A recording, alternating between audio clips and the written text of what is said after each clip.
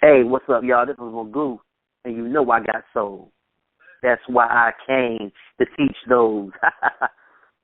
Let's start from the beginning. Then, your time was surrounded by idiots, which has really, when people look back at it now, that was yourself, Timbaland, Pharrell, and your friend Larry Live. Like, that to me is so epic knowing, like, just the origins of that. But, like, just fill us in on how that all came together. You guys, of course, all grew up in VA. Yeah, what happened was Larry was the first person that I met. Larry was from Virginia Beach. He lived in Virginia Beach initially, and he ended up moving to Chesapeake, where I went to high school. So when I met Larry, actually, he was sitting up in we were in gym class together initially when I first met him.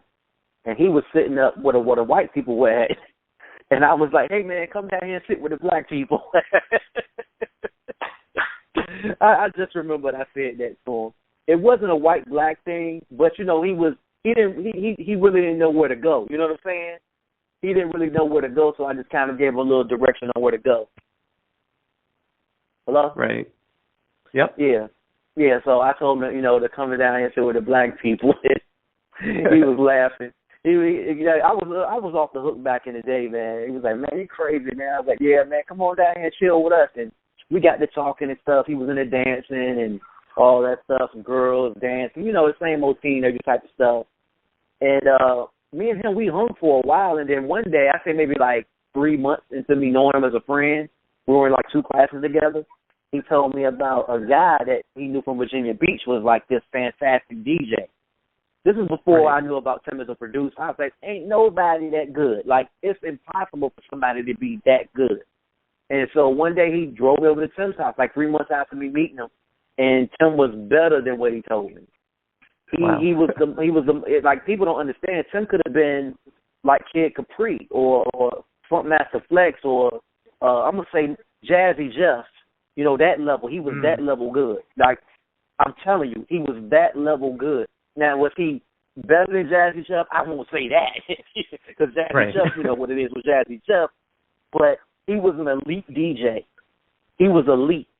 He was better than, I put it this way, Tim was so good when I met him, I carried crates for him with Larry. He would do a little house party stuff. I would carry crates and stuff. This is before we started rapping. This is just when we just were friends hanging out.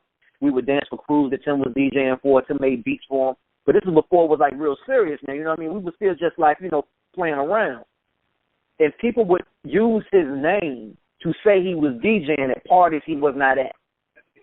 Wow. Yeah, so you can see going back to like when I first met Youngin, that's what I'm calling Tim Youngin, he was already like the dude. Larry was a cool dude too. Like Larry was cool in his own way. Like they had flavor, they had swag. They was thorough dudes. You know what I mean? Like they were real thorough dudes. And Tim just had the game on like when it came to that. And then when I heard him do his, when I met him, he was DJing. Tim was like, yo, I'm going to try to hear some of these beats I'm working on. And I was like, dang, this dude makes beats and he DJ? What else did this dude do?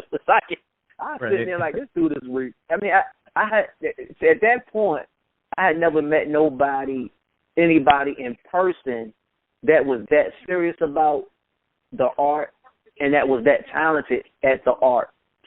Tim was like a grown person when it came to his responsibility with DJing and music. He was selling mixtapes, man, $10 a pop back then. And you have to understand and get some perspective on what I'm trying to say to you. We're talking about Virginia. We're not talking about New York City. We're not talking about Atlanta. We're not talking about Miami. We're talking about Virginia, the Norfolk, Virginia Beach metropolitan area, which isn't like a hick town or nothing like that. But it was not a hip-hop area in terms of, we didn't have a hip-hop culture in terms of DJs and rappers. And like we didn't have that. We had people that were rapping and DJing, but he was miles ahead of everybody. You know what I mean? Like, you would hear people rap. Well, I heard people rap before him. I've seen people DJ before him. But it was like he was from New York or L.A. already with his level of ability. You know what I mean? It was ridiculous, dude. It was, you can hear it in my voice, like it was ridiculous already when he was like 16. And he was like that before I met him. He was a beatbox champion. I mean, the dude was a beatbox champion, man. How you a beatbox champion and you're the best DJ, and you do beats, and they don't. Like, that's three things right there. Yep. That's crazy. It is crazy. It is. Yeah. And then, it's interesting, you brought up Virginia. It's not necessarily LA or New York, and I might be jumping a little bit, but, we're surrounded by idiots. And then even just Virginia as a whole, it's crazy to think back and think that the Neptunes or NERD, even Chad, Pharrell, and Shay, they were discovered, or Teddy Riley, who was probably the biggest producer at the time, took them on, and then Jodeci, Devante, biggest R&B producer at that time, took you guys on. It's like that was just so much talent coming under one state. Yeah, I'm gonna tell you a story about the Pharrell situation and the getting with Jodeci situation. I'm gonna start with the Pharrell situation. Yeah. So months go by, me and Larry, we go from out Chesapeake, but we went to Deep Creek High School together. Tim went to Salem. That's in Virginia Beach. A lot of talented people went to Salem. A lot of talented people went to Salem High School. So we would go out Virginia Beach, me and Larry, and also a friend of ours by the name of Glenn. I don't want to leave Glenn out. Glenn was another person that was with the group early on. Like early on when we first started doing what we were doing, going over to Tim's house, Glenn used to come too. There's a guy named Glenn. He's now an editor. He went to college and worked for Comcast Sports. He's doing really, really well. I don't know if he's still with Comcast now, but he's doing really, really well. He lives up in the D.C. metro area. But early on, it was me, Glenn, Larry, and Tim. So one day, Tim was like, yeah, man, I got this dude named Pharrell, man. He's retarded, man.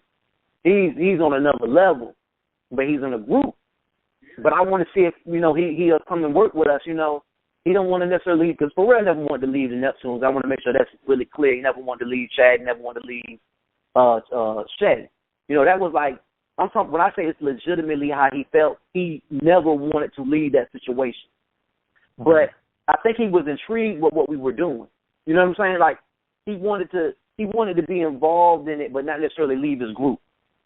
And so Tim told us about it. We said, yeah, man, y'all need to come over here. So we ended up going over here the next day. And Pharrell was like, it's so funny looking back. He was miles ahead of everybody. It was just like, he was all like the Pharrell that the public sees now, that's who he was then. It's not an act. Like, he already had girls. Like, when we first met him, he was just cool, though. He says he's NERD, and he's smart, and he's not aggressive, but he's cool. You feel me? So I guess I don't know why I wouldn't consider him a nerd, but I can see why they use the NERD kind of thing, because they were different, but they were thorough. You feel me? Like, Chad, Pharrell, and Shay were all thorough. They were dope, cool dudes. But they weren't like on that street stuff, like trying to beat people up and all that crazy mess. You know what I mean? But they had love from street cats, loved them. And then, you know what I mean? Like, everybody, the dude is now, like, he just was likable. Like, already. Like, I mean, he would find girls. He'd be like, yo, man, where did she come from? Like, where did you get? I mean, did you go to Japan to find her? Did you go to freaking India? Like, he had girls like that already then.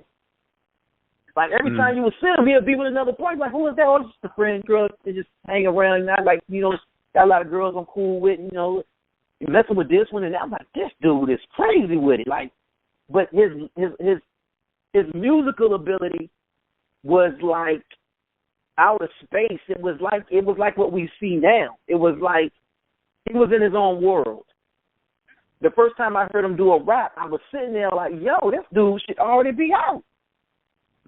Like, he already sounded like he was ready for the mainstream. He already sounded like he was just ready. I mean, he must have just been born with it, man, because, again, just like with Tim, I had never heard nobody like that to that point. I had never heard nobody that had that type of understanding of what it was like to write a song and what songwriting was really about. And what I got from Pharrell was, don't be afraid to just do it. You know what I'm saying? Like, don't be afraid to just do it. Like, I had comparisons with Q-Tip because of my voice, but as you can see, this is just my voice. It's just my voice. It's like, people don't get that. He's trying to, no, that's how I sound. Like, I literally sound like this. I've always sounded like this. Before I started rapping, I was in a singing group, and I was Ralph Tresvant in the group. You know what I'm saying? Like, I used to win talent shows, bro, like for real. I was winning talent shows singing before I started rapping. Wow. And I'm not joking. I'm serious. I was winning talent shows. I'm not saying I was in the talent show and came in second place or third place. No. I was winning talent shows, doing New Edition songs, singing Ralph Tresvant. So that could tell you a lot about my voice already. You know what I mean? Like, it was already this way. This is how I sound. I mean, I hate the fact that, you know, that happened to me with the Q-tip thing because I revered Tribe Called Quest, but I couldn't help how I sounded. You know what I'm saying? Like, there was nothing I could do about that. You know what I mean? Like, there was nothing I could do about it. But going back to, like, the Pharrell situation, he just had this thing that you knew, oh, he going to be somebody. You just knew that there's nowhere in the world that this guy's going to be blocked. And then when I heard what he was doing with his guys, with Chad and with Shay, I was like, man, these dudes are just different. They basically came out with a record that was a depiction in a group that was a depiction of the thorough dudes that they were. Like, I always had the utmost respect for them because they were the guys that I saw being themselves. And what I mean by being themselves is unapologetically being yourself. Right. They didn't have, it was not an image. I don't know if they thought it was an image. I looked at them and said, that is what a great group does. That's what great artists do. They do that. Sometimes it's not good enough, but when it is good enough, it becomes NERD, man. Like, them dudes set the bar really high. And I learned that from Pharrell and Chad, and hearing what they did when I was younger, it made me realize, hey, man, just go there with it. You know, just say what you feel. You know, don't be afraid to try new things. Just be. Right. Now, the Missy situation. One day, me, Tim, and Larry, we were in a record store, and our boy Glenn, we was in a record store, and there was a song playing on the radio called First Move by this group called Phase Z. Now, you got to remember, we don't know who Missy is at the time. We just know it's a group called Phase Z on the radio, and they're local. And the song is crazy. We're like, yo, these girls on the radio, and they're local. Like, you know, our metropolitan area, you don't get local records on the radio playing in regular rotation. That was the only song I ever heard locally when I was younger that was a local artist that had regular rotation. And I'm not talking about they played it once a day or twice a day. That song would come on like 5 times a day. And you know how that works in radio. They already have songs on the radio that they have to play based on whatever deals they got with record companies. You know how that goes. That song was so good, it was playing in regular rotation. So I'm like, yo, I picked up the 12-inch. And I told Larry and Tim and Glenn, I was like, yo, we got to meet these girls, man. We got to meet these girls. And this is the God-honest truth. I said we got to meet these girls. 2 months later, one of my boys I worked at Olive Garden with, he was from out Chesapeake with me. We went to Deep Creek too, but he was older than me. His name was E. He pulls up 2 months later. He'll produce. He pulls up 2 months later, but guess who in the car? Fazy. Wow. Dude, you know that's God, bro. Like, think about it. I told you 2 months later. Dude, I'm in the record store. I pick up the record. We got to meet these girls. And my boys were like, you think we need to meet? I say, man, these girls are the only people we've ever heard like this. They got a record locally. Maybe they know something. Maybe they know people that can help us to get our music heard. I mean, we had never heard nothing like that. Like, Missy was already in pocket then writing songs, man. Like, she always been a phenomenal songwriter. If you go back and listen to the First Move, you'll be like, yo, she was already in pocket then. Like, she was already great then. She just didn't have the resources to get the production that she needed. And that came when he came by my house with the girls in the car, because it was Missy and her group Phase Z. And when I got in the car, I was like, yeah, what's up? What's going on? I always said I need to meet y'all girls, man. I'm really pleased to meet y'all. He was like, yo, we pleased to meet you too. Thank you so much. Y'all song is dope. Y'all song is dope. Yo, thanks so much. And I was like, yo, I know who y'all need to talk to. And Missy was like, who? Y'all need to holler at my boy Tim. And so he's a producer. He ain't really like that too much, which I look back now, I can't blame him for being mad at me for that. But you got to remember, Tim is not Timbaland at the time, so I'm not looking at it like I'm introducing her to the great Timbaland. I just think I'm introducing her to somebody else that can do production that I felt like would fit with what Missy and her style was so unique, and her songwriting, I thought it would fit with Tim, if you get my drift. So I was just making a suggestion more than trying to take the producer away, take them away from the producer that was doing the production, if you get my drift. It was an innocent mistake that I made, but looking back, I could see where that guy could have been mad. I mean, he was, which he had a right to be. I can't even be mad at he for that.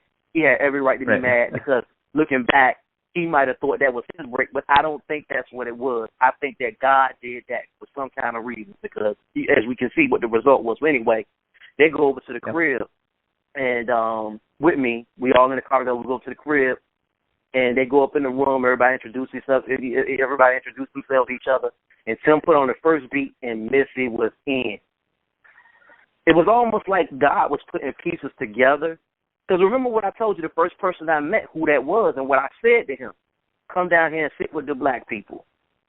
Right. Now, if I don't say nothing to him, because I always, when I was younger, I was out there, man. I was class clown in high school. So I wasn't a class clown. I won class clown, like literally, senior year. So I was wide open. Now, if I didn't have that type of personality, I never meet Larry, right? If I never meet Larry, I never meet Timbo. Yep. If I never meet Tim and Larry, I never meet Pharrell and Chad and Shay. If I never, all that stuff, if you look at it, it's like a domino effect. It's weird, isn't it? Like, even me telling you, I'm like, yo, man, life is not happenstance. It's not like that.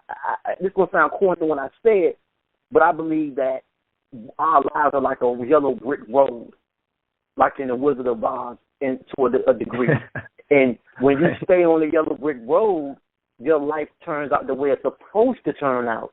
But when you get off the yellow brick road, that's when it's not what it's supposed to be. That's why people are miserable sometimes, because they get off the path that they're supposed to be on.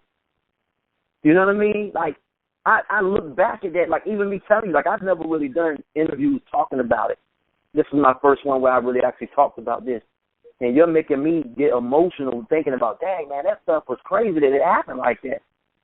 Yeah. Like, who can say in their lifetime that they are friends with one of the greatest female artists of all time, a couple of the greatest producers, few of the greatest producers of all time, because I put Chad, Pharrell, and Tim in that bunch. Yep. Roots all the time, NERD, Clips, like all of us roll in the same circles, and we would see each other at different events. You know what I'm saying? Like, that's weird. Yeah. And I'm talking about before the fame. I'm talking about before people came out with records. Like, before it happened. Yeah. It's like all those people that was, like, serious, the Clips, they were serious about what they were doing. We were serious about what we were doing. You know what I mean? Like, everybody that was serious ended up eventually making. Every last one of them. Every last person. It's weird. Yeah. So, you talked a little bit about your introduction to Missy. Of course, from that, you guys all join up, go to get discovered by Devante. You guys become a part of the Bassment. Now, from my perspective, this is almost like a leap of faith. Because now when you get signed, you have so much information based on everyone else's experience on what to expect once you get signed by somebody. But back in, what was that, 1990, 91, there was no information on what happens after you get signed by a producer. So what was your expectations? Just kind of take me back to that Bassment era. Are you aware of how we got with Devante? Like me and Tim in particular? I know you're aware of how Missy got on, right? Yeah. With me and Tim, not so much. Okay. Missy and her girl group, they went to a Jodeci show. You heard the whole story. They went to a Jodeci show. They ended up meeting the Jodeci cats, and then they got on, right? So Missy always was, like, loyal. Her whole group, I'm going to say the whole group, Shanita, Radia, all of them were loyal. So when they got on, they told Devante about Tim in particular because Tim was the producer of the music that they had done. Devante didn't really want to deal with it. He didn't think that Tim didn't have talent. He thought Tim was talented, but he was going to use I'll Be Sure. So Missy was a rider, she was like, nah. Missy was like, nah, my man's got to do work on this too. You know what I'm saying? She was like, yo, that's just what it was. That's how Missy was. She was always a rock. She's the toughest business person I ever met in my life. And I don't mean it in a negative way. I mean it in a complimentary way. Like, she will tell you that won't work and it literally won't work. She will tell you that will work and it literally will work. She knew Tim would work for what she was doing. She said, I love Al, and he's great, but Tim fits what I want to do. You know what I'm saying? Like, she saw the future or what Tim's production can do. And giving Devante a lot of credit, Devante would listen. I got to give him credit. So Devante's like, cool. And she told him about us. So we had an opportunity to drive up and do an audition. Our audition, Devante pulls me to the side, says, hey, I want you. I don't want none of the other people. I'm shocked. Wow. Yeah, I'm shocked. Like, I'm shocked because, you know, I didn't think I was a great rapper, but I think he heard something that he could mold. I think that's what it was. You know what I'm saying? Like, I think it was really about that. So anyway, I go to Devante and ask him, can you keep my boy Larry? He said, okay, I'll keep him. Asked him, would he keep my boy Elmo? There's another dude named Elmo. Elmo had flow. Mo was slow because his name was Slow Mo. Mo was dope. He was real dope. And he said, okay, I'll keep him. But the last dude, he didn't want to keep him. And I don't even know if the dude knew this at the time. For some reason, he did not like the guy. I'm not saying I didn't like him because he didn't know him personally. He didn't want him to be in the situation. So what I said was, if he's not going to keep them, I'm going to go ahead and leave. But it wasn't a diss to Devante. It was more like I couldn't leave my boys like that. You know, I felt bad. I'm like, you know, I can't leave him. He can't take all of us. You know, I got to go ahead and I got to leave. So I ended up leaving. Years later, I'm talking to Devante. 2 years later, he tells me what happened. I said, man, what happened with that time when so you can keep me? He said, man, I'm going to keep it real with you, man. He said, I thought you was talented and I wanted to keep it. He said, well, Missy was like, out of all of them, you was the one that was the star. Mm. So that's another situation where she rolled, where she could see something in people. Missy was real good at seeing something in you or in people. You know what I mean? Like, she could see it. She could see, that's going to be this. You know, not that you're going to be a big star or you're going to be a small star or a little star or whatever like that, but she could see something in you as far as your gift. Because I always look back to her saying she was going to ride with Tim, like, how did she know? You know, that was a big chance, you know, because that could have been a situation where Devante said, you know what, forget it. If you don't want to work with Al, you're done. You get me? She put it out there and risked probably her opportunity because she believed in my friend so much. She believed in Tim so much that she was willing to put herself out there.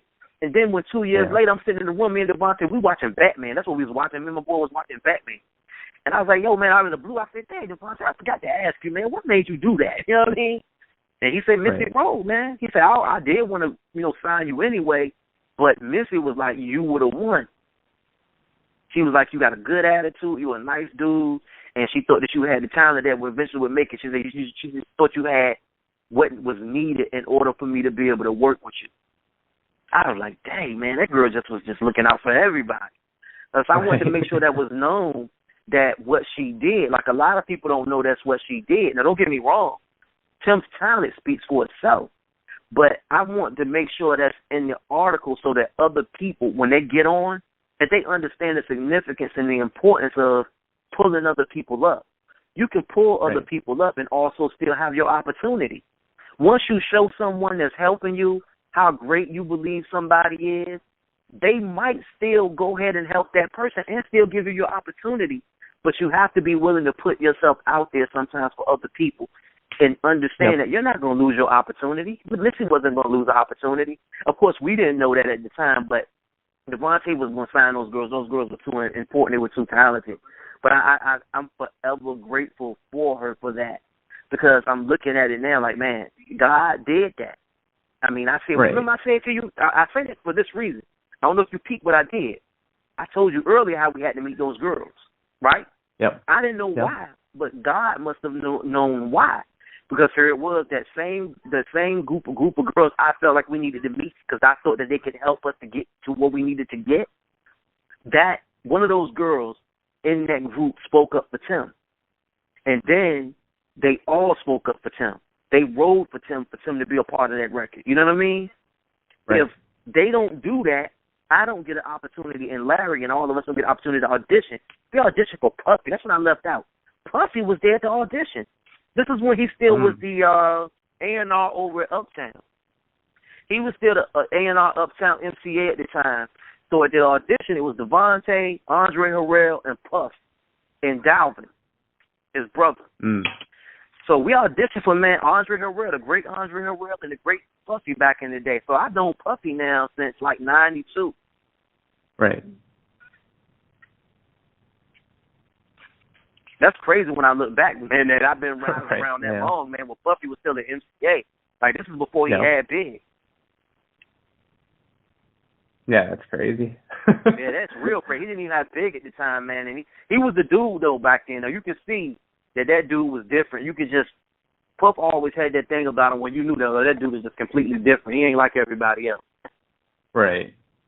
Yeah, that's crazy. But, just to circle back to the Basement, I've had a chance to interview a lot of people from the Basement, Genuine, Smoke, Black, and they've always said the same thing about the Basement. It was like college for artists. You got a chance to really perfect your craft there. And what was interesting was it wasn't just rap artists, it was R&B as well, and you guys sort of fused and came together and created your own sound. So from your perspective, what was that like? When I first got around all those cats, they were the most talented group of people I've ever been around, of course. Yep. When you're in the moment, you don't appreciate it as much. But all those people pushed me. They never pushed me because it was a competition, though. That's what's weird. We never competed. Nobody ever competed against each other. That might sound weird. Check it out. Nobody ever competed against each other. There was no animosity. There was no animus whatsoever. There was no, I don't like him, I don't like her. None of that. But when you see someone go in the studio and record something like Player would record, or Genuine would record, Missy's group would record at the time, Sister, they became Sister at the time. Sugar was another group that was there at the time, SUG. I think they were SUGA. They were either SUGA or SUGAH. I think it was SUGA. Yeah. Go with SUGA. Sugar would record some dope stuff. Devante had picked up a couple of dope rappers from up in Rochester. One girl named Reebok, she was dope. Toby, Big Mel. He picked up some real dope artists, man, that I can't really lie that were really talented. And another guy by the name of Boogeyman. I forgot what Boogeyman changed his name to, but he ended up working with DMX. Okay. He ended up doing pretty good and started working with DMX, but I forgot what he changed his name to something else, but I forgot what his name was. Bizarre Royale, I think it was. That's it, Bizarre Royale. Yeah. And he got the Royale from when he was in the Basement, because it was like a Royale thing that Devante came up with concept about being Royale. Because I remember we did a rap, and I said I was Goo Royale, something, something, something. I forgot the rap, but, it was a whole little concept we had then, so I guess, Boogeyman must have kept the concept. But he signed a lot of talented people. A girl named Renee from up in, I think, Rochester. She was from Rochester, too. I mean, with so many talented people that man signed. Devante had a fantastic eye for talent. But like I said, back to the Basement situation, I never really looked at it like it was a school, but they are right. Looking back, it was like school. And you learned from each person. Like, I remember Static and them were the ones that introduced me to the South rap. Because without them, I would have never really got into 8 Ball and MJG and artists like that, because they didn't play that. In our metropolitan area, it was an East Coast rap area. It was strictly East Coast. So you would hear a lot of whatever was going and popping in Philly, Jersey, New York City, Boston. That's what played the most on our radio stations. And go-go. Go-go was really big when I was young.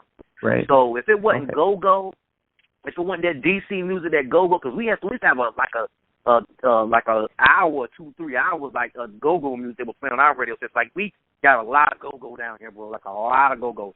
I mean, people from up there will probably be shocked by how much go-go influence, and maybe that had something to do with the sound being the way that it was as well, with the producers.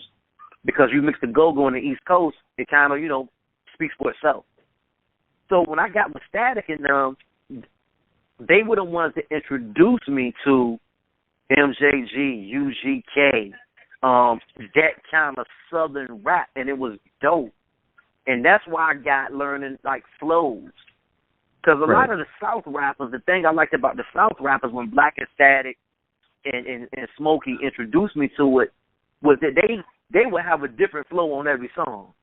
You know what I mean? Right.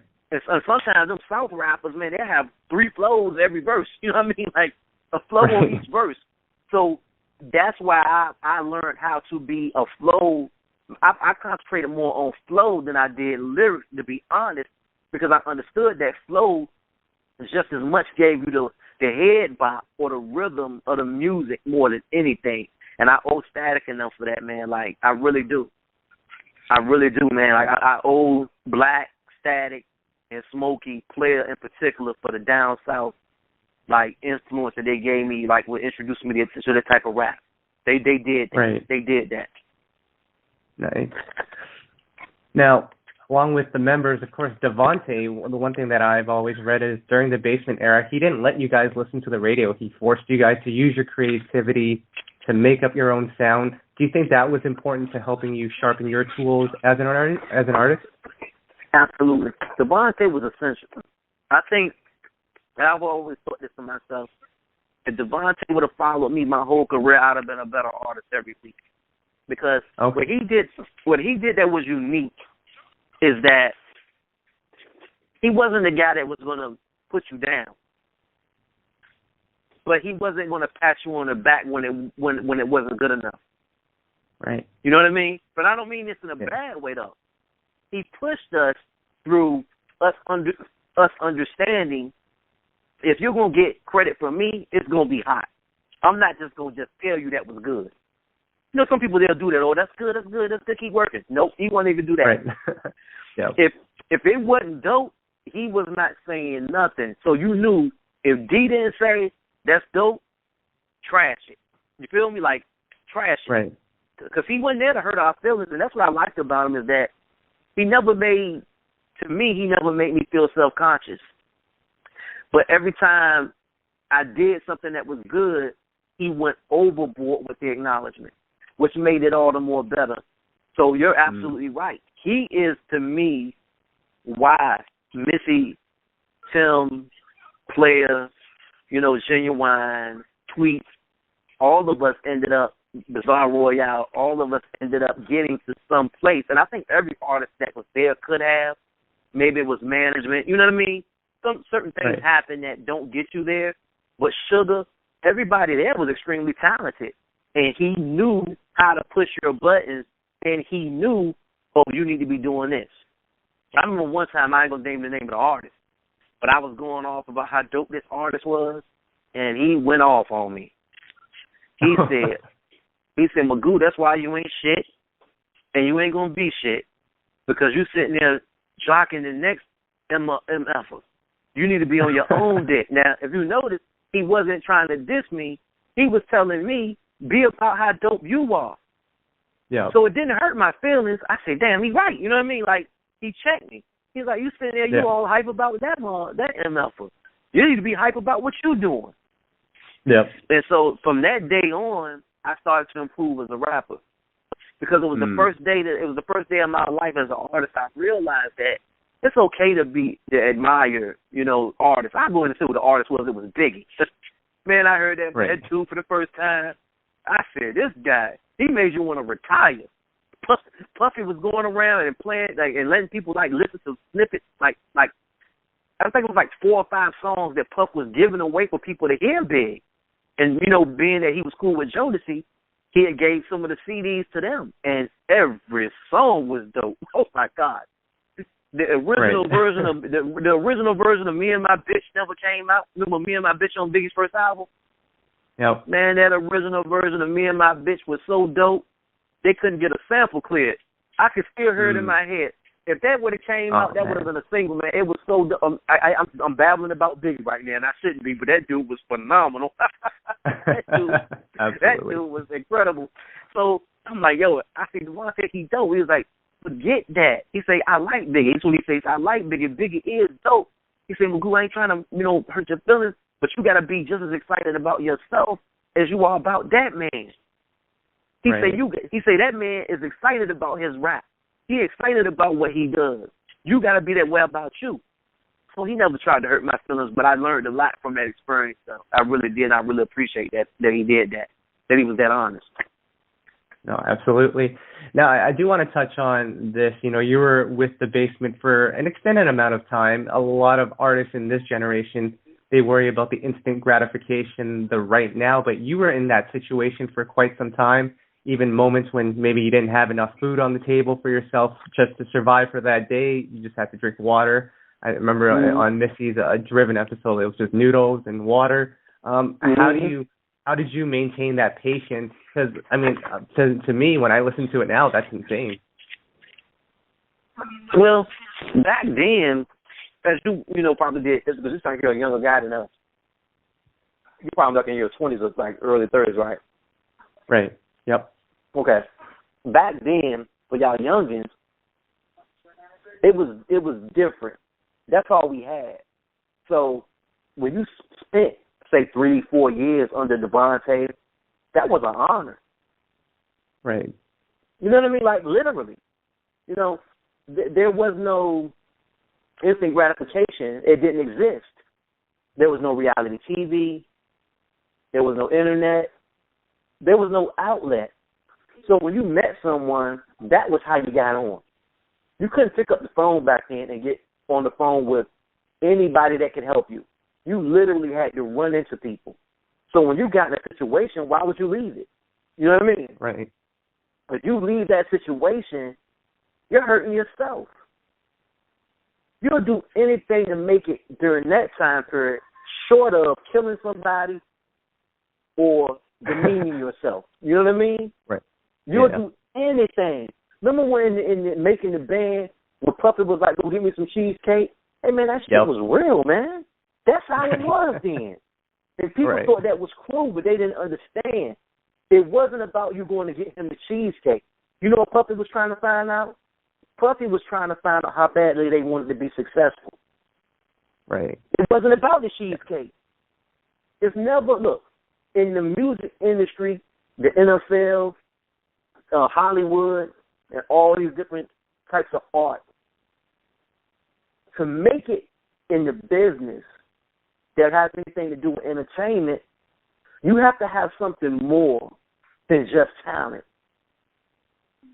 Most of the people that make it, you know, people make jokes about different artists. You know, they make jokes about this rapper. They make jokes about that actor. They make jokes about this comedian. But every last one of those people they're talking about, they're trying to down, they had something that people with more talent didn't have. They had the tenacity. They wanted it more than they wanted it. That hatred comes because, that rapper might not be better than that rapper. But do you realize why that rapper that's not that good made it? Because he worked 10 times as hard as the guy with the more talent was willing to work. The guy that had the most talent, he wasn't willing to go get that fucking cheesecake. Right. Me? Oh, I was going to go get the cheesecake, bring like a pizza and a steak with my money, and I ain't have none. You understand me? Right. If it was a situation between me and some shit, he wanted her, take her. I'm telling you the truth. Because it's more to it. And these are basically examples more than they are reality. What I'm saying is you have to be more than just about the fame. See, instant gratification for this generation is more about fame. We didn't care about the fame. The dream then was hearing yourself on the radio, not because you wanted to be famous, but because Michael Jackson was on the radio. Right. Because such and such was on the radio. You wanted to be like those people that influenced you to hear yourself on the radio. Hey, man, I remember the first time I got an ASCAP check, I thought it was a mistake. I didn't know about ASCAP. I was registered and everything, and I didn't even understand it. Right. So when I got my first check, it was 5 figures. I'm sitting there like, what's this for? I remember calling my lawyer, hey, what's this for? He's like, oh, that's for your airplay. You mean to tell me they pay you for airplay? Now, that gives you a true mirror into what our mindsets were at that particular time. So when you talk about this generation one instant gratification and us standing there the whole time and not even thinking about it, there was nothing to think about. That was it. It was like before McDonald's. They didn't used to have fast food restaurants. So you used to have to go in a restaurant and wait for your fucking food. It might take you 30, 45 minutes before you got fed or an hour. And guess what you never did? You never complained. Right. When people aren't used to something, they don't know they should be complaining. Hell, they be surprised to wait a whole fucking hour for their food before a fast food restaurant. And you know what they did? Sat right there and they waited. We basically were in a non-fast food industry when we first came in. And you can probably hear it. I heard a lot of young people tell me this, and even my daughter has told me this before.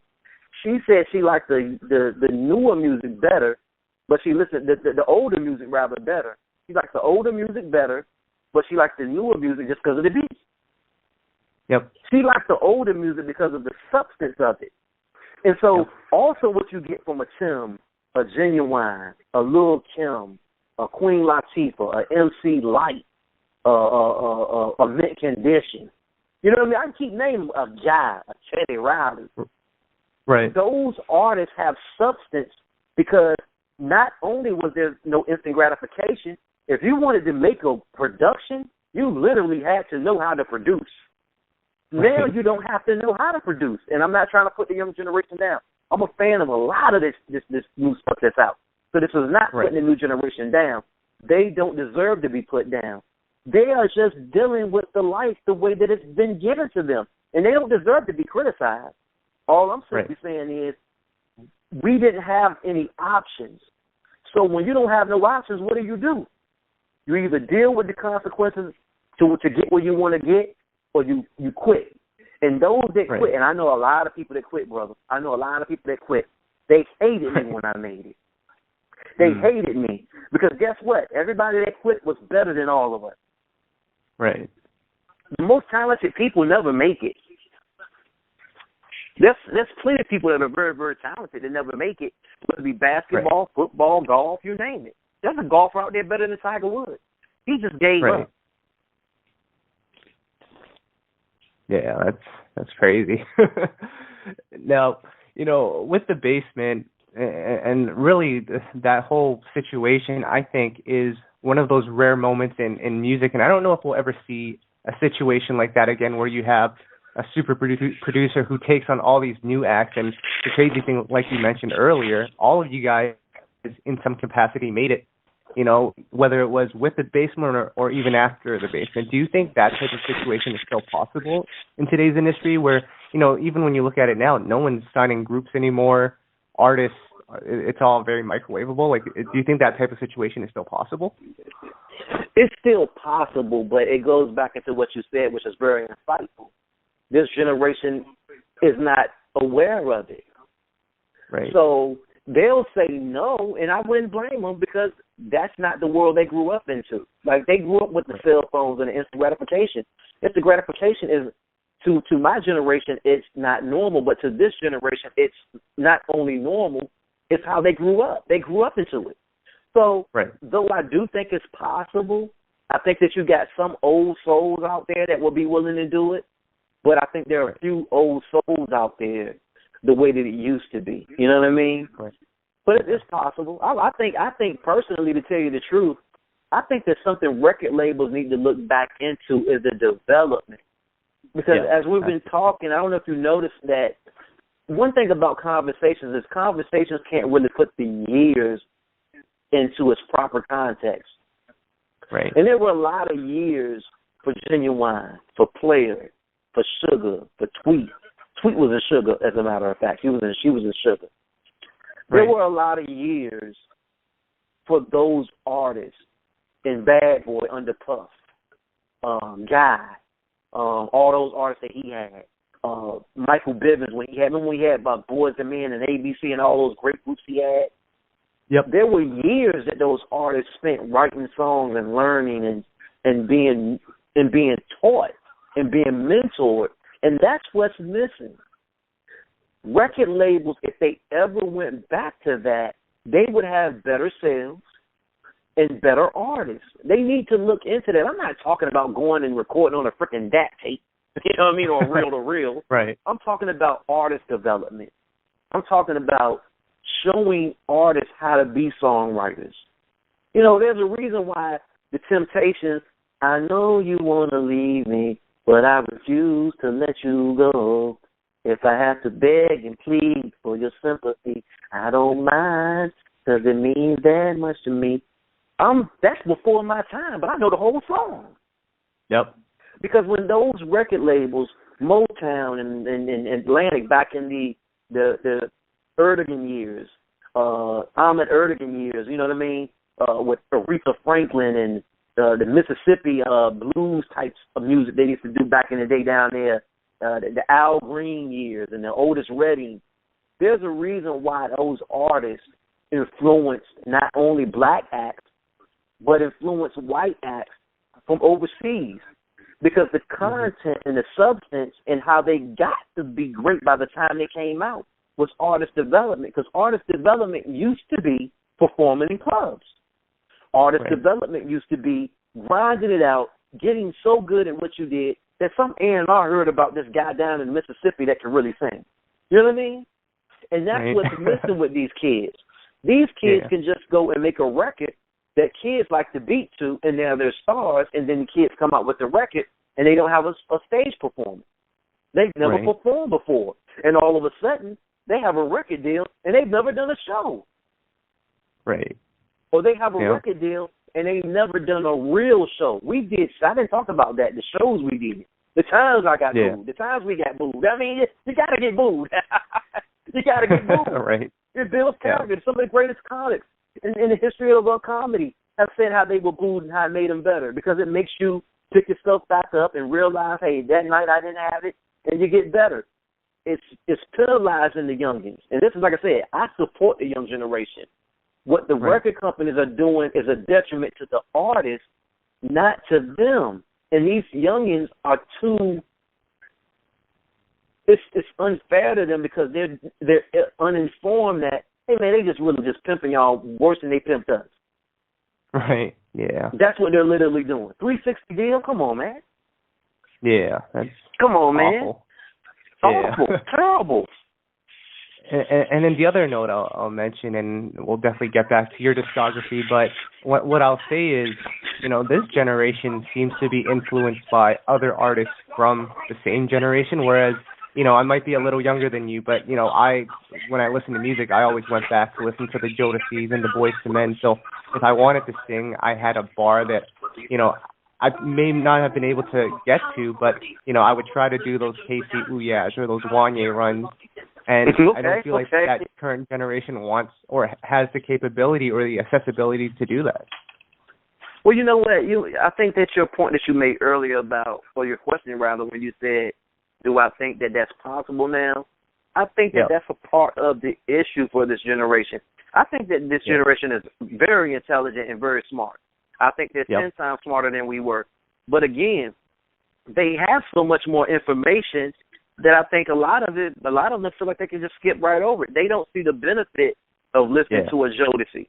Like you said, hey, for you, that was your generation coming up. My generation coming up was like before me. My generation before me was the Temptations, the Four Tops.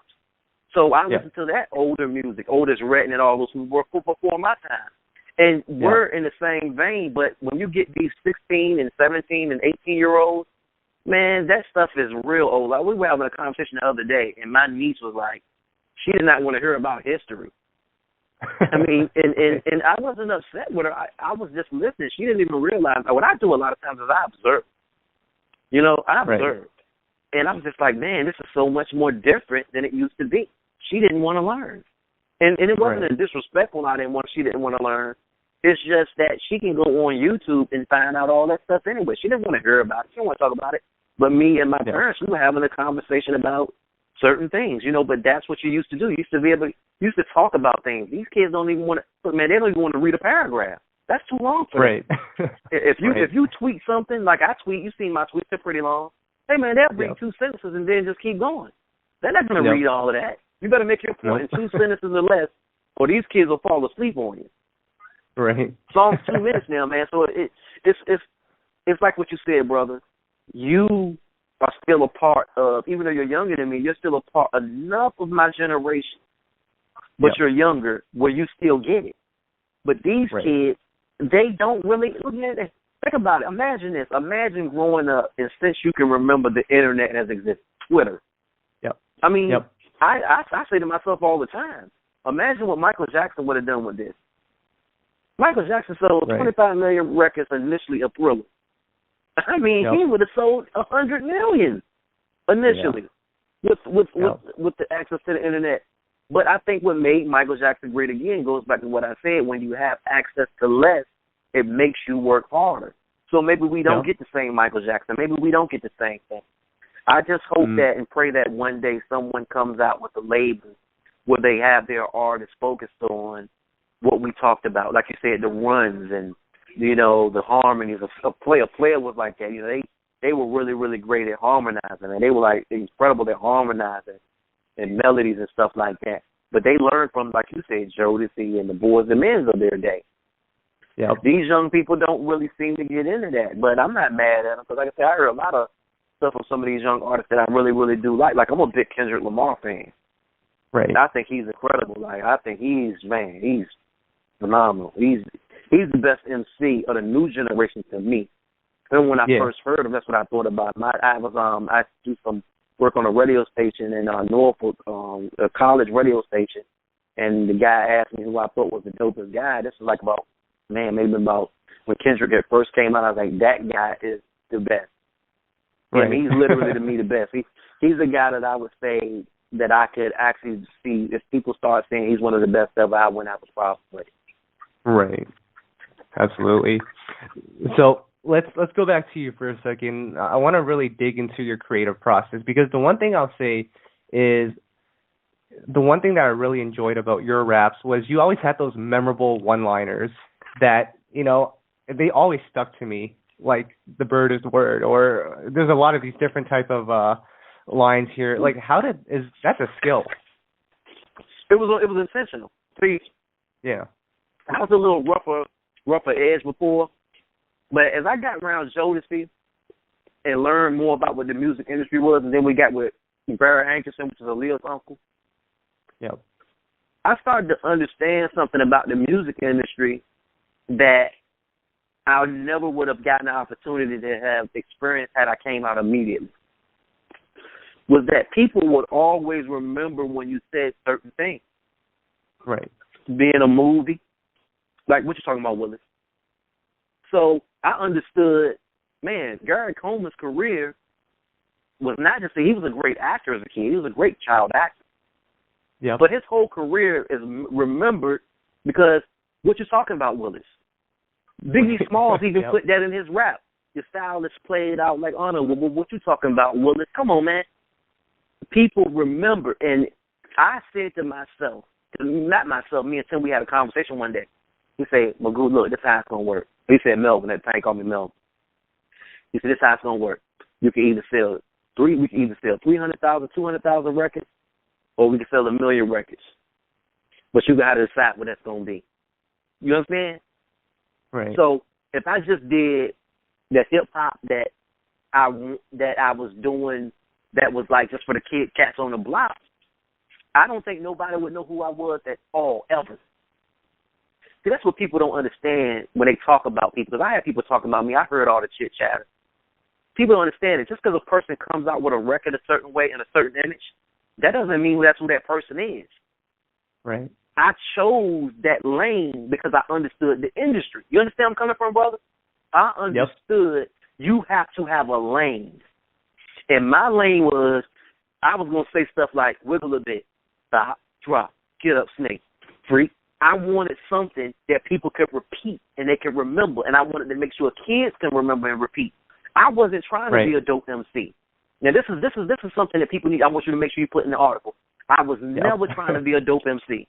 Never. I could have been. When I was under Devante, I was at my best. And I was getting better, man. I was getting so much better. Oh, man. I was getting so much better. But Devante didn't mind that. Devante wanted us to get arrested. Like, he loved the theatrics. He loved the realness of hip-hop. You feel me? He wanted us to just, whatever. You know what I mean? You got in trouble. He didn't care. You feel me? Like, he didn't care if you got in trouble. There was no consequences for that.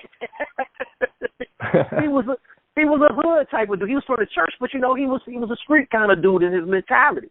You know what I mean? Not in his music, but in his music to a degree, in the image of Jodeci and the image of what we were portraying, it was okay to be that in the basement. But once I left the basement situation, I realized something. I said, dang, if I came out Devante the way Devante wanted me to come out, maybe we would have been something like Death Row. You know what I mean? Maybe it would have worked out a little bit. But I didn't feel like that was going to be a good lane for me with my life voice. So I had to figure out, what do I fit? And that's where you get the catchphrases in most of my rap. So trying to have something in there that can make somebody remember what I said, because I knew that people forget rappers all the time. There are some dope MCs that were 10 times better than me that nobody even knows they exist, but I know they exist because I'm a hip-hop idiot. You get me? Yep. Like, my favorite rappers are not mega stars.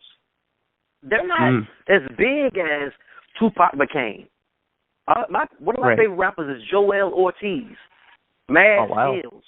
You know, rappers that are just, I like hip-hop heads. Black Thought, I like, now he's a big star because, you know, of course he has the show with Jimmy Fallon, but Black Thought is a hip-hop MC. Like, my favorite rapper of all time is KRS-One. KRS-One doesn't have a 2 million selling album, but he's my favorite MC of all time. Very few great MCs do numbers. Right. They don't do numbers because the hip-hop was never about selling records. Hip-hop was about making songs that you wanted to make so that your people could hear them and understand and relate. Hip-hop was not created so that we can get freaking gold chains and all this other bullshit. That stuff came as an after effect. When Bambaataa and Kool Herc and all these guys was building the foundation of hip-hop, man, it wasn't even about that. And I've always been about that. But I knew that if I wanted to have some staying power with my light voice, and Barry Hankerson also helped me come up with it. He said, Magoo, I want every kid in America to like you. And I understood that. I understood that. I was like, hey, you know, this is a business. I got to figure out how I'm going to navigate this thing because, thank God, I've been around Jodeci. I've seen ups and downs. I've seen how crooked record companies were, the bad things they do to artists. And the biggest mistake most artists make when they come in the game is they think this is play. No, this is for real. They're not playing with you.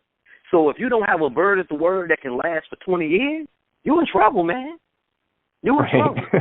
What the girl said, what Whoopi Goldberg said in the movie goes, Molly, you in danger, girl. Like, you in danger if you don't come up with something that can make people remember you, like that song drop.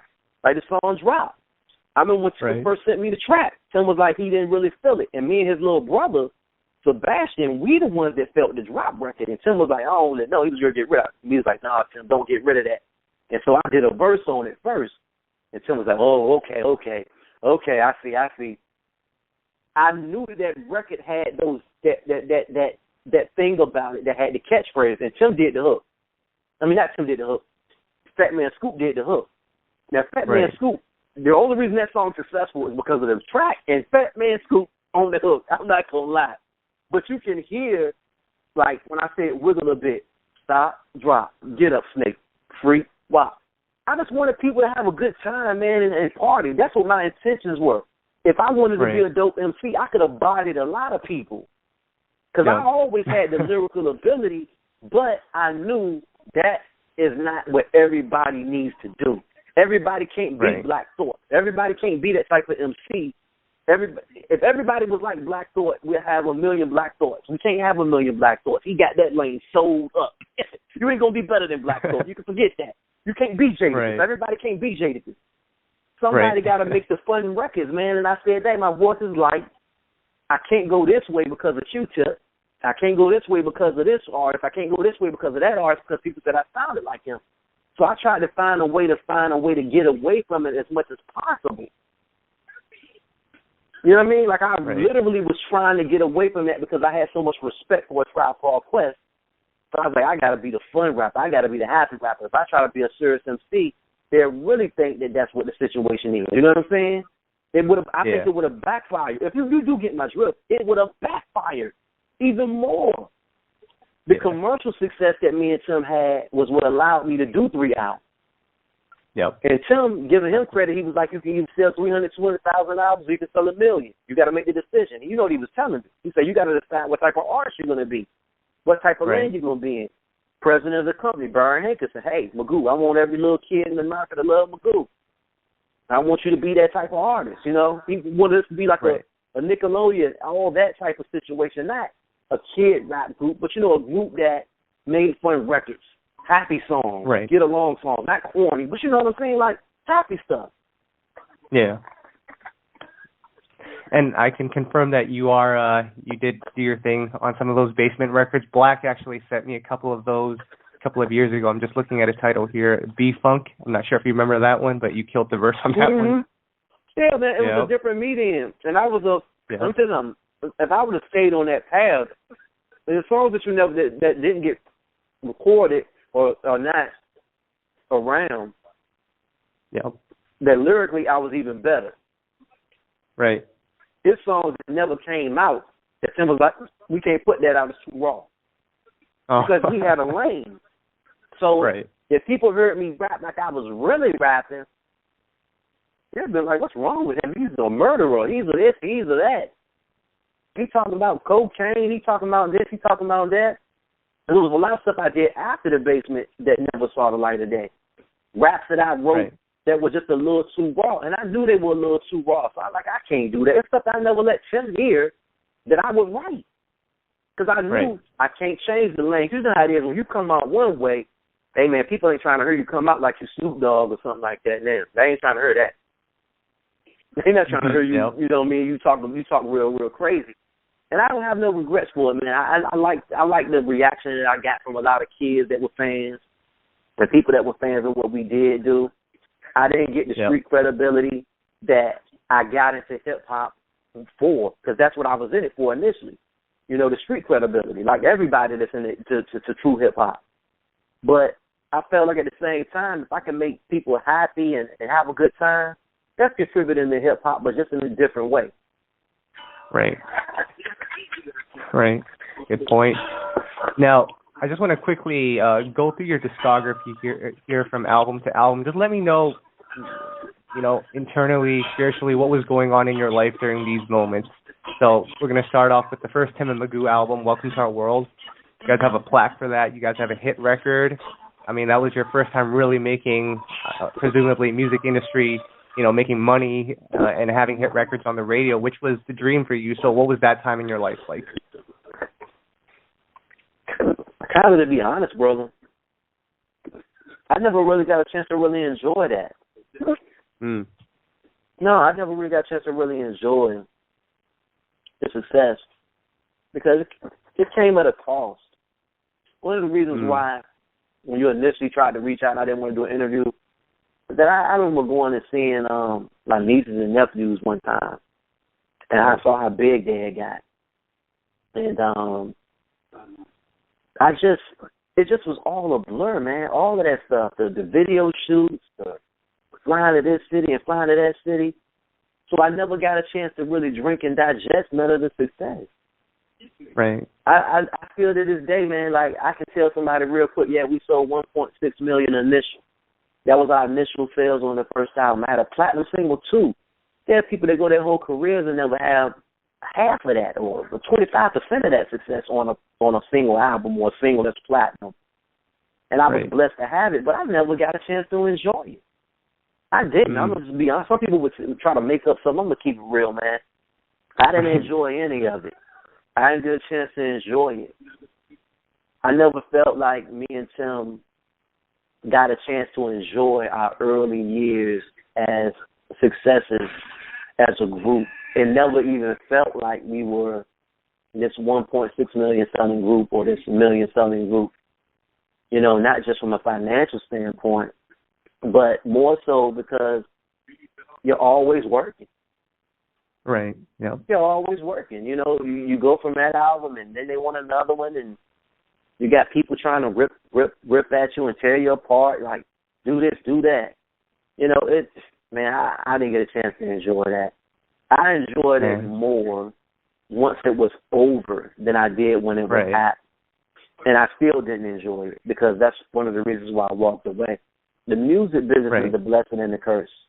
The music business is a promise that can't be kept, which is fame. Fame is a promise that can't be kept. And when you're making those records and people are loving you and you got a number one song and hip-hop and all that kind of stuff, yeah, from the outside looking in, all those people that we grew up loving, me, Tim, Missy, and all of us, that looked like it was the life. But when I became one of those people, I realized, man, hey, man, I might have been better off in my 9 to 5 I had before I left. Oh, wow. And I wasn't happy. It's hard to be happy when you're fighting for everything that you earned, 1, and 2, you just don't have time to enjoy it with your family. You can't. Who you gonna trust? What girl you gonna date? Who you gonna date? Tell me who you can trust. Right. Yep. You know, half your friends, right. you're not really friends with them like you used to be because you've been working so much. You haven't had a chance to really sit down with your homeboy. People are treating you different. You know, you're not treated the same when you come out with that record, man. Your whole life is different. So I lived 2 different lives. I lived the life before I was Magoo, and I lived the life that I was after Magoo. And being a celebrity to me was not fun. Right. So when you listen to those records now and you look at that plaque that's on your wall, what are some thoughts that come to mind? Are you able to still enjoy the music that you made?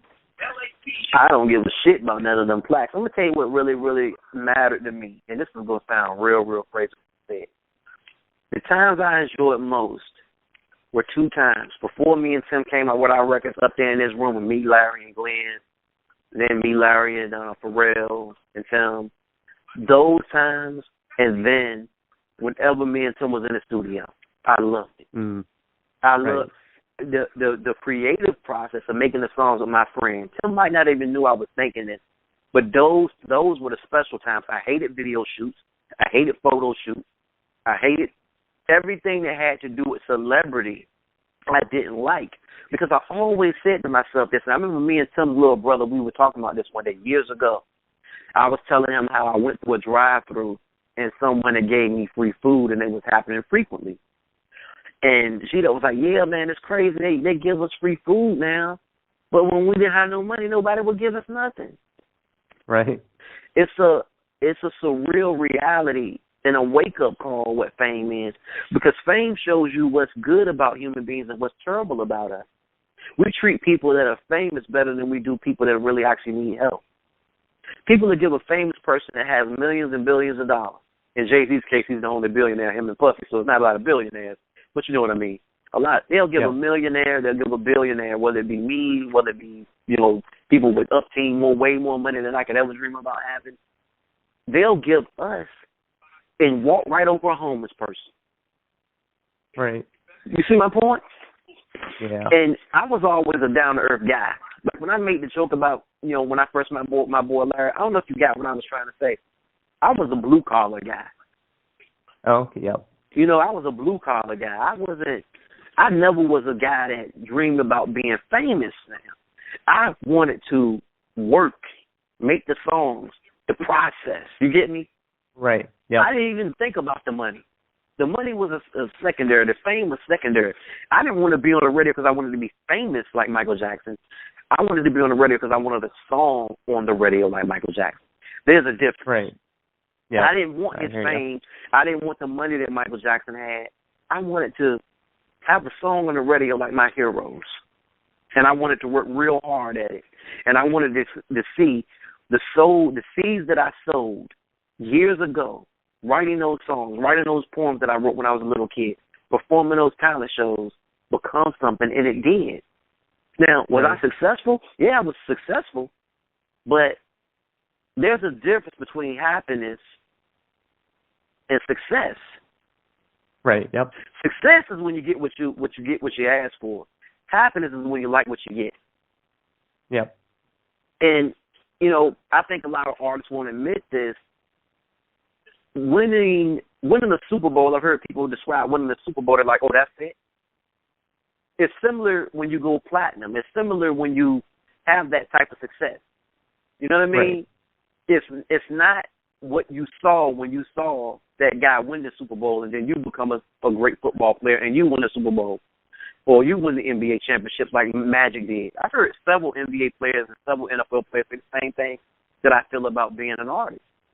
Is that it's not what people think it's all cracked up to be. And if you are any type of a good, decent human being, you realize the hypocrisy of what entertainers become. That's why I try to get away from it. And I'm gonna say something. Missy and Tim don't even know the stuff I'm saying right now. How I felt. I didn't like being around the entertainment industry because I didn't like how the entertainment industry had an opportunity to bring positivity, but brought more negativity to people's lives.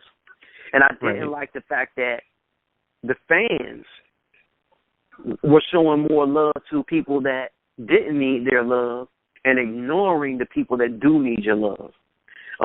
Be it, a kid that's being bullied or poor people. People that really need help don't get help is what I'm saying. And I was just looking at it like, man, when I had all that success, like, man, I get everything I want. They keep giving me free stuff. What's this about? I grew up poor. What was all this stuff when I was poor? The priorities were wrong. Now, don't get me wrong. I think it's great for people to love your music. But I think there's a difference between loving someone's music and loving them. And too often that's confused.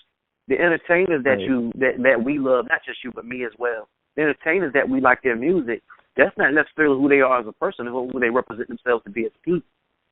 The most important people in your life should be your family members and your friends and the people that really care about you and that really love you. Hey, man, some people that love entertainment more than do their own damn family. And I would see that. I know I'm rambling right now, but I would see that, man, on the road, how the girls would react. And I'm like, this is some crazy stuff, man. Yeah. I've had girls, guys don't know, do not let your girl go to the concert because she going to talk crazy about you. I mean, girls talk crazy to me about their husband, about their man. I wouldn't sleep with them. I just talk to them. And I would trip off of them. Like, girls ain't, not girls, but some of these women ain't nothing. These dudes do not need to let their women go to the concert because she's trying to have sex with the person that she going to see the concert, man. I turned out some of the women, man. I'm like, yo, I don't do that. She's like, why? Girls tell me why all the time. I'm like, you need to be having this conversation with your man. He loves you. You don't even know me. You do not know me. You are judging me based on a record, but not the person I am, the character that I might have. But I just love. I had girls say they was in love with me when they first met me. How you going to do that? That's crazy. and it soured me. I'm getting to the point now. It soured me from it because I realized, hey man, this is some regular crackers. I liked it better when I met a girl and she didn't like me at first, and then I, showed her I had a sense of humor. Yeah. And I made her laugh, and then she liked me. And then the relationship built, and then she liked me for me. I mean, the hardest thing in the world, man, if you become famous, is find somebody that really loves you. Right. Yeah. You see what I'm getting at, brother? It was absolutely. The opposite, brother. It was the opposite. It was nothing. Yeah. Man, you thinking it's going to be one way, and you realize it's the other way. Yeah. Hey, much props. But I have no regrets. I have no regrets, though. I have no regrets, though, about being in a group with my friend. Like I told you. Yeah. That was Tim probably the first time he going to know about this and that. That was the best time for me, man, when we would make them songs together. That's the only thing I miss. I don't miss the fame, and I don't miss none of the other crap. I just miss making songs with my homeboy. That's it. Right. That's it. Yeah. That was the fun part. Yeah, and just a couple more questions, but I do have to just point out it's amazing that you got out of that industry and you're still good mentally, spiritually, physically. So I mean that itself is something to be thankful for. Well, let me be honest with you. I don't think people are ever 100% good mentally. I don't think that. Sure. I think we're always finding ourselves as we progress.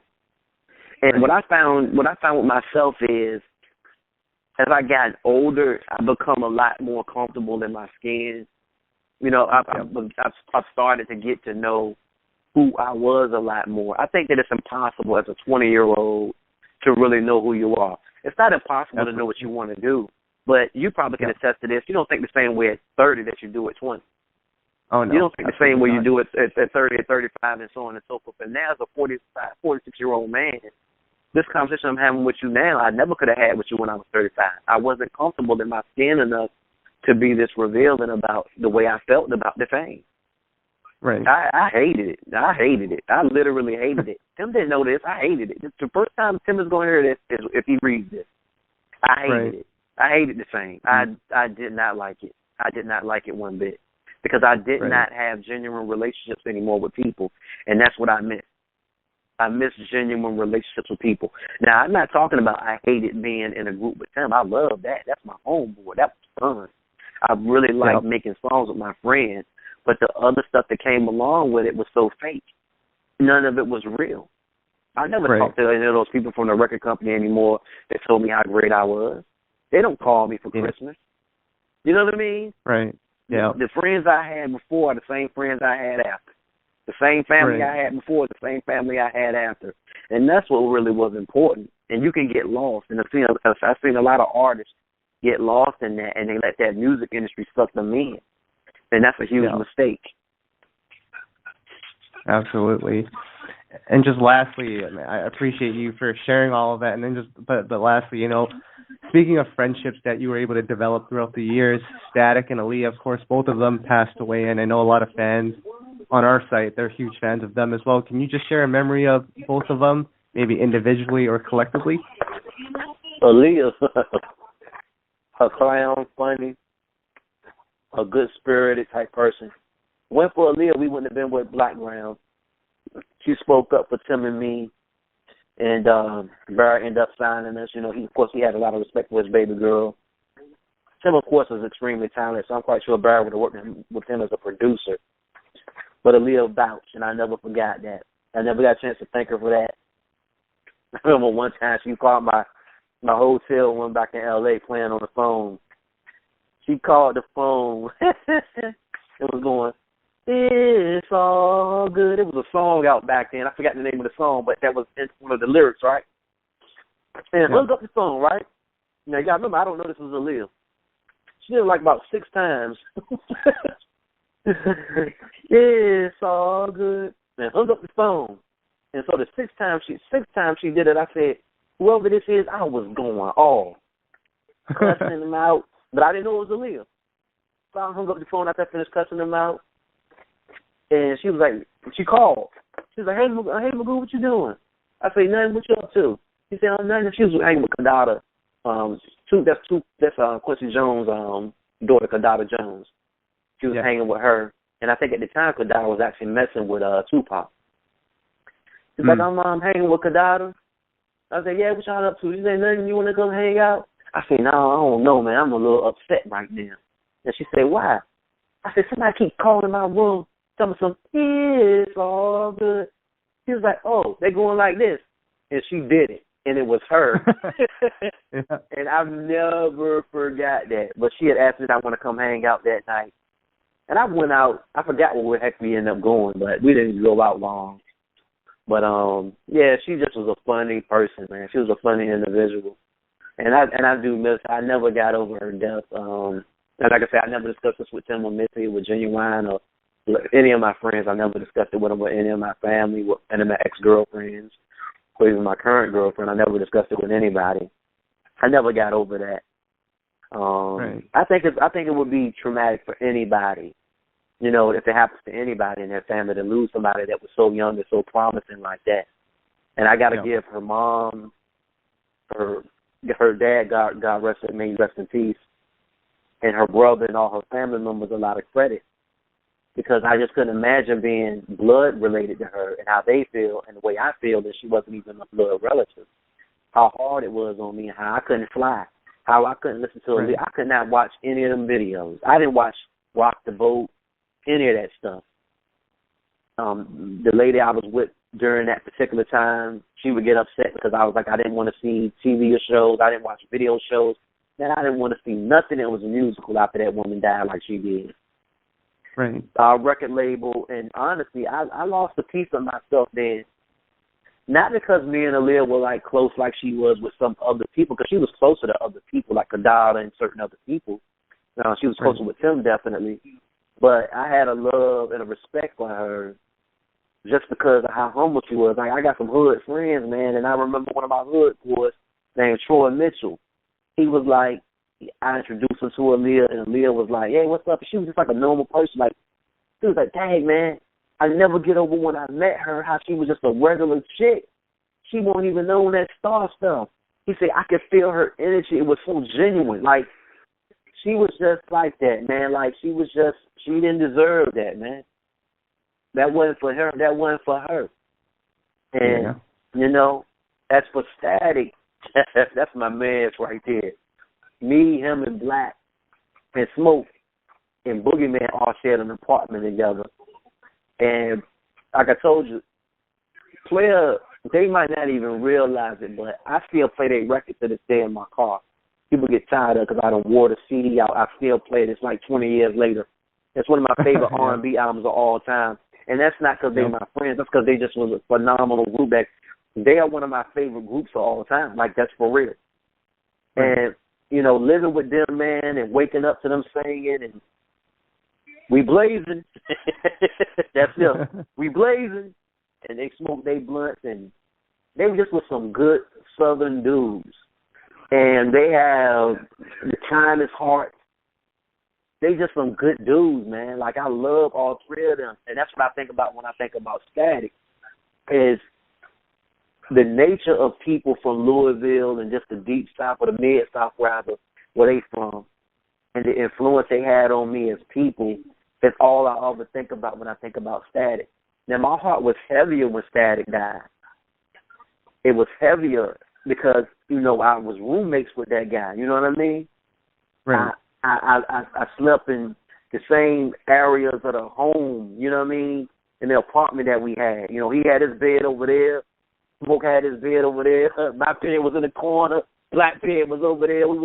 Our beds was all in the living room, you know what I mean? He had a chick over there, had a girl, you know what I mean? Like, right. We just did the young guy stuff, man, with the chicks, and had fun. And so, like, it was like you said, college. Like, he was a college classmate, but he was my man. Like, it's just, to this day, man, I'm like, yo, I just wish that, I'm trying to hold the tears back thinking about Static dying like that, because I always say to myself, why did he have to put the needle in the wrong place?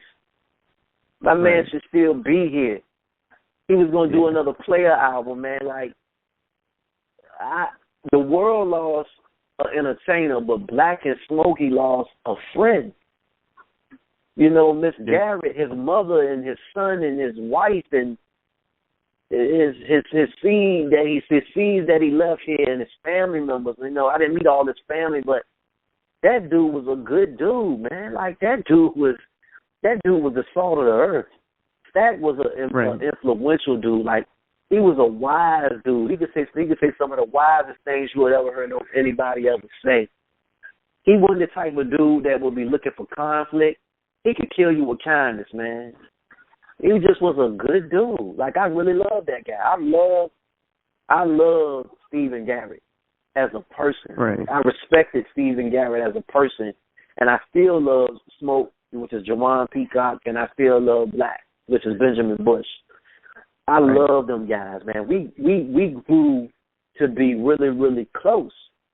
When I had a bad breakup, I went and stayed with Player in Jersey. I was living in VA, and they heard about my bad breakup and said, hey, man, won't you come up here and kick it with us, man, instead of sitting down there thinking about it. They helped me get over that, and I ended up getting on the Player album, doing some songs with my homeboy. Them dudes just, man, every time I always think about the group when I think about Static. You know what I'm saying? Like, I always think about them as a group because I never met them kind of people before. They were some humble dudes, man. They were just humble, talented, successful guys. They introduced me to rap I never really heard. I heard of those guys, but they changed my life. I owe part of my success to Player, man. I'm being real right now. Part of my success is because of Player. Player was an influence on me because of their hard work. And I got to say Player, not just say Static when I say this, because Static, Black, and Smoke always worked hard. They would wake up first thing in the morning. That's when my memories of them are so many because they're all positive. Because what they did inspired me so much. And so when I heard Static and died like that, man, I ain't no funeral type of guy. I went to the funeral on my own. Right. I had a studio session. I left the studio session I was in Virginia, we was working with, at the time, we was working with B.O.B., as a matter of fact. This is before B.O.B. came out. Me and my producer was working with B.O.B. You know what I'm talking about, the guy from Atlanta, dope rapper from Atlanta? Yep. We was working with him at the time, man, and I left the studio session. They didn't know because I came back like the same day. I went to the funeral in Louisville and flew back the same day because I wanted to show my respect, man. Wow. That's how much I love Static. I didn't get, sometimes, the record label will pay for this. You know how I go there, pay for this, pay for that. Nah, I took my own dime, man, and I paid for my flight. I paid for my rental car, went and paid my respects to my man. And I just, I can't tell you, man. I think about that dude every day. Every day. Yeah. Every single day. Super talented. And, hey, you guys have a great song together, that Derby City interlude. We love that song over here. I love it. I know what, though? Yep. When I told you how they influenced me, you can hear, when I told you about the influence that I got from them, I'm driving by the ball, 6 times. I forgot what I said, but the flow came from them. They didn't tell me how to do the flow, but it came from their influence. Playing 8 Ball and MJG, playing UGK, all them Southern rappers, they pulled that out of me.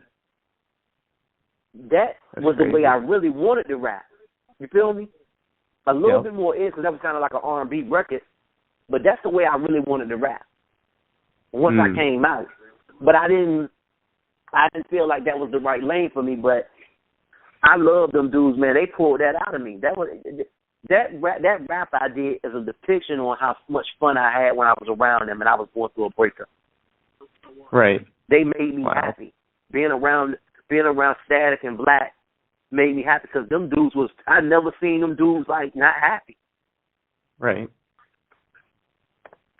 That's crazy.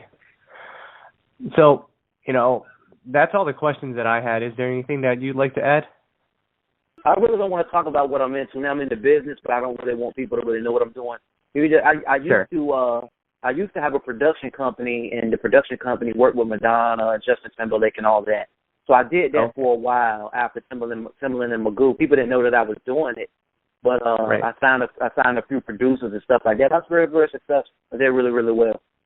Yeah, and I appreciate you for taking the time out for this. I know you don't do a lot of interviews, but just glad we could make this happen, and glad we could make this happen, and glad we could make this happen, and glad we could make this happen, and glad we could make this happen, and glad we could make this happen, and glad we could